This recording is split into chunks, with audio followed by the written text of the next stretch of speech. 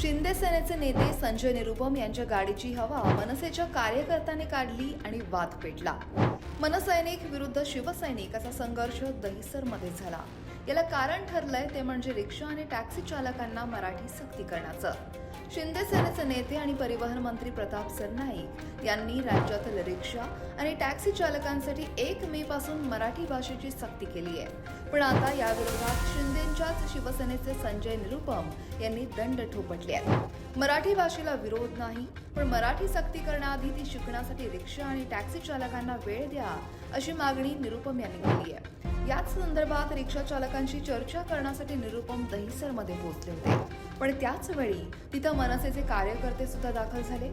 सरकारच्या निर्णयाला समर्थन करणाऱ्या मनसेनं निरुपम यांना इशारा दिला, पण त्याच वेळी त्यांच्या गाडीची हवा देखील काढली. यानंतर पोलिसांनी अनेक कार्यकर्त्यांना ताब्यात घेतलं. काय निरुपम जर हे राजकारण करतील उत्तर भारताच्या बरोबर आणि तो स्वतःला उत्तर भारतीय नेता बनवायला त्याला आज कोण विचारत नाही, कुठला पण विचारत नाहीये. शिंदेना मी विनंती करतो, एकनाथ शिंदेना आजची हकालपट्टी करावी, त्याला काढून टाकावं इकडे. जर मराठी भाषेचा विरोध महासभांच्या नावाने तुम्ही पक्ष खोलला आणि इथे तो विरोध करतो मराठी भाषेला, शिकायला वेळ द्या, कॅन्सल करा, आजची हकालपट्टी करा. मराठीचा विरोध झाला तर आम्ही त्याला विरोध करा, 100% विरोध करा. मराठी शिकण्यासाठी तयार आहे, पण पुन्हा एकदा विचार करा असा देखील प्रश्न मांडला. तो कोण विचार करायला लावणारा? 25-30 वर्ष रिक्षा चालवत आहेत, त्यांना मराठी येत नाही, हे दुर्दैव आहे ना. आणि मराठी माणूस आपला गप्पा बसतो, तेही आपलं दुर्दैव आहे. मराठी माणसाचा धागा झाला पाहिजे. मनसे कधीही त्याच्या रस्त्यावर उतरणार आणि अशा लोकांना आम्ही विचार पण त्याला भडकवून लावू. मराठी सक्तीवरून आता शिंदेच्या शिवसेनेतच मतभेद आहेत का असा सवाल निर्माण झालाय. पक्षातले ते मंत्री आहेत. हा, माझा पक्ष आहे, माझे पक्षाचे मंत्री आहेत आणि माझ्या पक्षाची भूमिका आहे की महाराष्ट्रात मराठी भाषाचा प्रचार प्रसार झाला पाहिजे आणि महाराष्ट्रात राहणारे सर्व लोकांकडे मराठी भाषांमध्ये संवाद झाला पाहिजे. याच्यामध्ये काही चुकी नाही.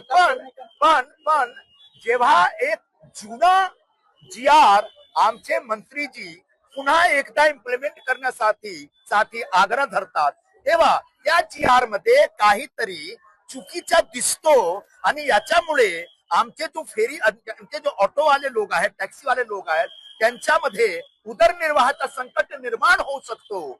याच्यासाठी मी काळजी व्यक्त केला. याच्यासाठी मी मंत्री महोदयांना, माझे मंत्री आहेत, त्यांच्याशी बोललो आणि त्यांना मी पत्र पाठवलं आणि त्यांना सांगितलं मी की साहेब याच्यावर तुम्ही पुनर्विचार करा. मी नक्की सांगतो गणपत पाटील नगर मध्ये राहणारे सर्व ऑटो वालों ना, तुम्ही तुमच्या मनात, आपके मन में जो डर है उसको निकाल दीजिए.